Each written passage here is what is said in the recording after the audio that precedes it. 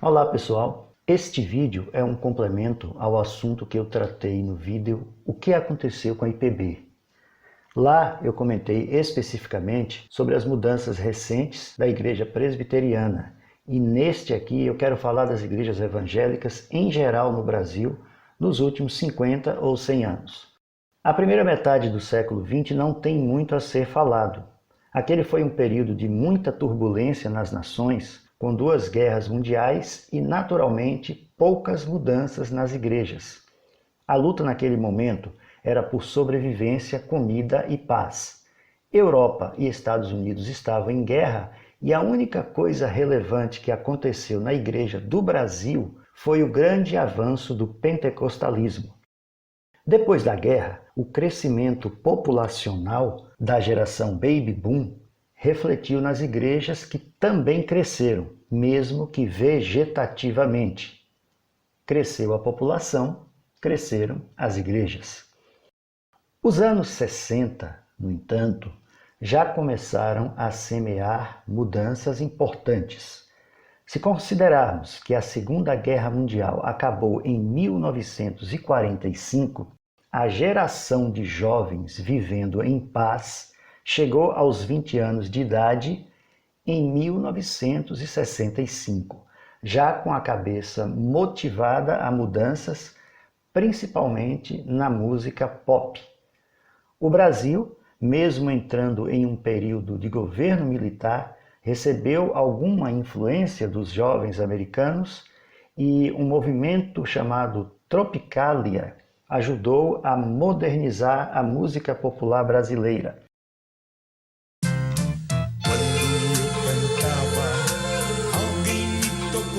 No entanto, até aquele momento, dentro dos templos evangélicos, além dos hinos e conjuntos corais, o máximo que se poderia encontrar eram os cantores celebridades, que se apresentavam muito formais, com canções comportadas, sem sair da linha, para não quebrar o rígido padrão da época. Então, os anos 60 também não foram muito diferentes para a música evangélica. Mas na década de 70, os jovens evangélicos tiveram muito o que comemorar.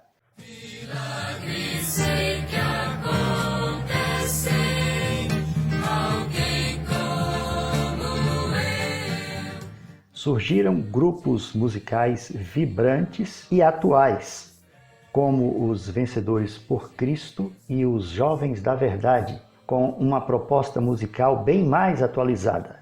Agora, quem se dirigisse a uma livraria evangélica encontraria LPs que falavam de juventude, do evangelho e até mesmo da melhor tecnologia da época.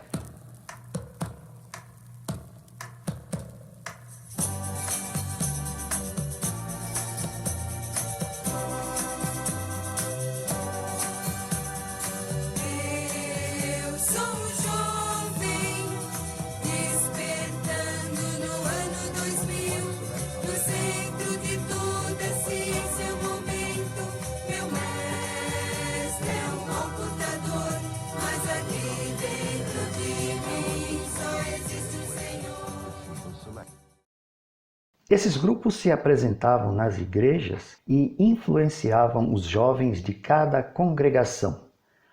Depois que os grupos iam embora, muitos jovens se organizavam em suas igrejas para criar novos grupos musicais.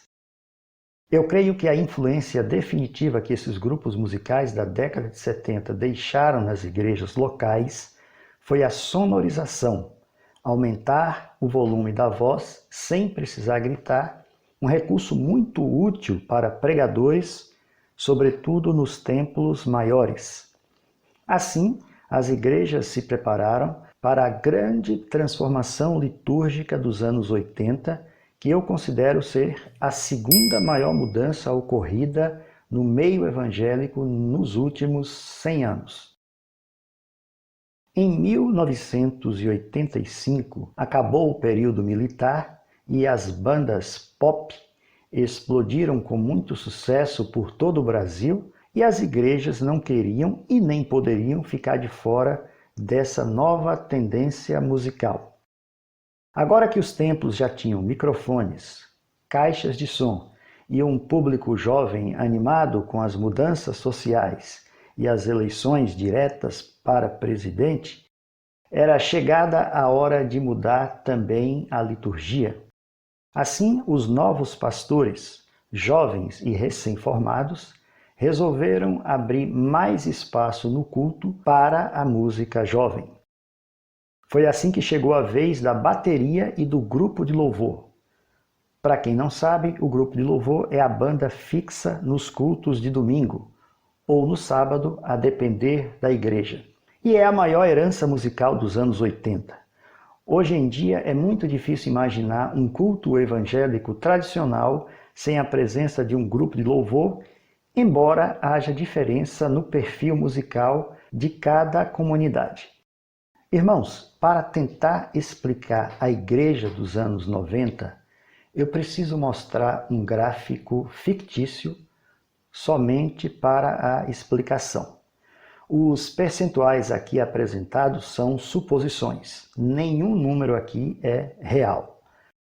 Digamos, então, que na década de 50, 8 em cada 10 pessoas iam ao templo evangélico atraído pela mensagem do pregador e as outras 2 pessoas estivessem lá para ouvir o coral, mesmo sem entender nada da letra da música. Então, nos anos 60, os cantores de terno passaram a ser uma atração a mais na liturgia, diminuindo o ibope da pregação. Avançando na linha do tempo, vamos considerar que na década de 70 a igreja se encheu de jovens interessados na música jovem. O sermão continua perdendo sua supremacia histórica.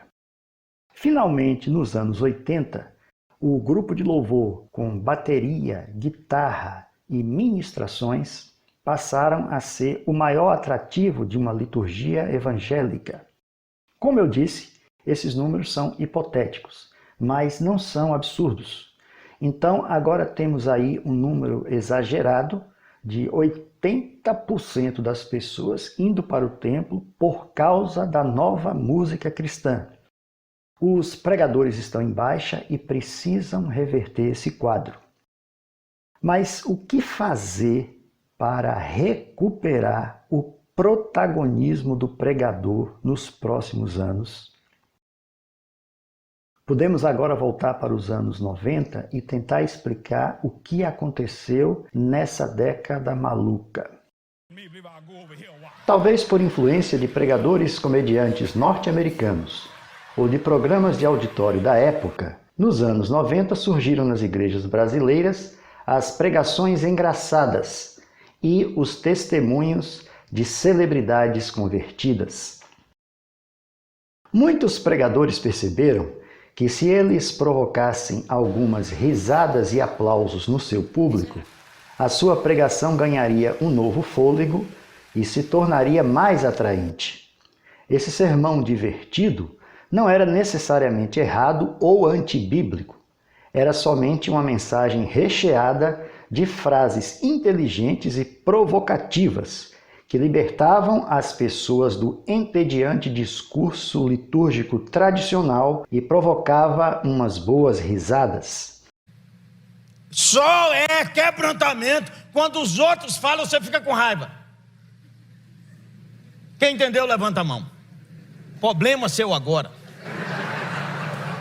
Esse método de pregação interativa é muito utilizado até hoje e dificilmente deixará de existir nas igrejas brasileiras, pois é uma técnica retórica que ajuda os pregadores em sua árdua luta contra o esvaziamento das reuniões presenciais. No entanto, ainda nos anos 90, surgiu uma outra ideia, a meu ver, não muito inteligente. A moda, então, era convidar pessoas famosas da mídia que diziam ter se convertido ao cristianismo e ofereciam seus depoimentos por um cachê acertado entre as partes. Igrejas superlotaram para assistir presencialmente os testemunhos de ex-atrizes, ex-comediantes, ex-bruxos, ex-traficantes, ex-dançarinas, etc. O problema é que, mesmo que essas pessoas fossem, de fato, convertidas, seriam novas na fé e sem conteúdo sério para oferecer. Esses famosos traziam somente doutrinas baseadas em sua curta experiência de vida cristã. Por isso, esses testemunhos atrapalhavam mais do que ajudavam os pastores hospedeiros. E um festival de doutrinas e ensinos confusos bagunçou o sistema religioso. Alguns observadores afirmam, e eu concordo com eles, que os anos 90 foram os piores da igreja evangélica brasileira. Não pelos funny preachers, os pregadores engraçados, porque eles geralmente não alteram o conteúdo da mensagem, mas pelos testemunhos contratados e as manifestações místicas. E foi assim que a igreja evangélica brasileira se despediu do século XX. O século XXI começou com o movimento G12 propondo fórmulas mágicas de crescimento de igrejas. Mas esse crescimento envolvia seguir os ensinos particulares do próprio movimento. Naturalmente, isso trouxe muita dor de cabeça para os pastores tradicionais. Mas a tecnologia compensou os pregadores, pois os novos recursos audiovisuais ajudaram a explicar melhor os seus ensinos e as suas confissões de fé. Mesmo sem ter uma pesquisa em mãos, eu diria que os pastores se saíram melhores que o G12 nessa queda de braço. A internet também ajudou e a instrução que a igreja recebeu no início do século XXI foi mais consistente e saudável que nos anos 90. E tudo ficou relativamente estável até 2010. A partir de 2010, creio eu, o modelo de culto evangélico mudou para sempre. No vídeo O que aconteceu com a IPB, eu falei mais a fundo desse período e naturalmente eu não vou repetir aqui, pois, como eu disse, esse vídeo que você está vendo é um complemento do outro. Mas quero dizer aqui duas coisas. Primeiro, essas reuniões à distância e a informalidade das pessoas nos templos, que alguns pastores preferem chamar de irreverência no culto, eu vejo como a maior mudança que a igreja evangélica brasileira já viu. Segundo, se você observar com atenção e comparar as mudanças nos últimos 50 anos, verá que nas 4 primeiras décadas, as mudanças foram iniciativas da liderança da igreja.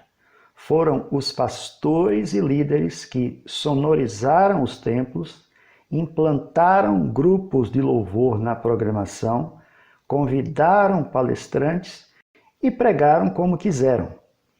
Mas a partir de 2010, as mudanças têm sido impostas pelos membros das igrejas. Ninguém pediu permissão ao pastor para colocar a Bíblia no celular, gravar os cultos, postar as músicas do louvor e compartilhar mensagens. Hoje em dia, quando tem batismo ou música especial, vai um monte de gente com câmeras lá para frente para filmar tudo e compartilhar. Não faltam garrafinhas de água e pequenos lanches também nas reuniões. A geração agora é outra e ninguém consegue parar as mudanças. Difícil imaginar como serão as reuniões nos templos daqui a 10 anos, caso ainda existam. Se quiser deixar um comentário sobre esse assunto ou qualquer sugestão, será muito bem-vindo. Obrigado por assistir esse vídeo e até a próxima oportunidade.